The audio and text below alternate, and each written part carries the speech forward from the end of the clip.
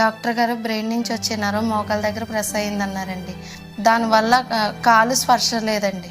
ఇంకా గిచ్చినా ఇంకా పాపకి నడవడానికి కూడా తను సరిగ్గా వేసినా కూడా కాలు పక్కకి వెళ్ళిపోయేదండి.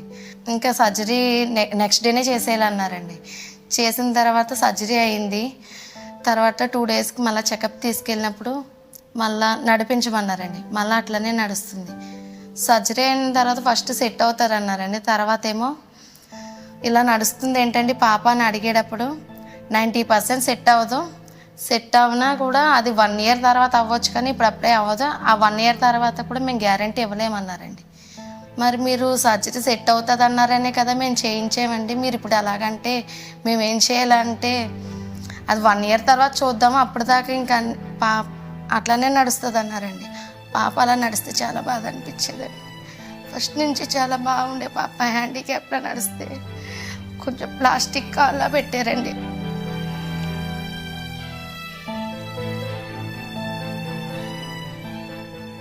అలా నడుస్తుంటే పాపను చూడలేకపోయేవాళ్ళండి. ఇంకా అప్పుడు మా అమ్మ వాళ్ళ ఇంటికాడే నేను ఉన్నానండి. అప్పుడు బ్రదర్ దగ్గరికి ప్రేయర్ మీటింగ్స్ పెట్టారండి.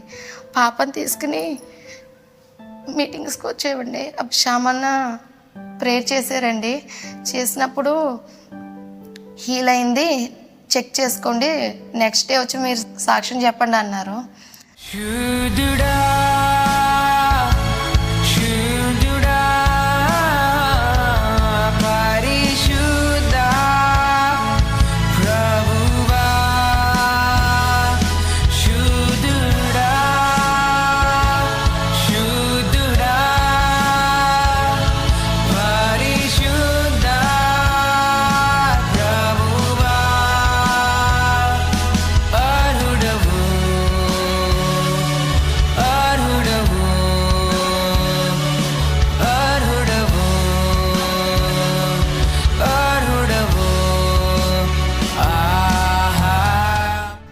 నెక్స్ట్ డే నుంచే పాప నార్మల్గా మొదలుపెట్టిందండి.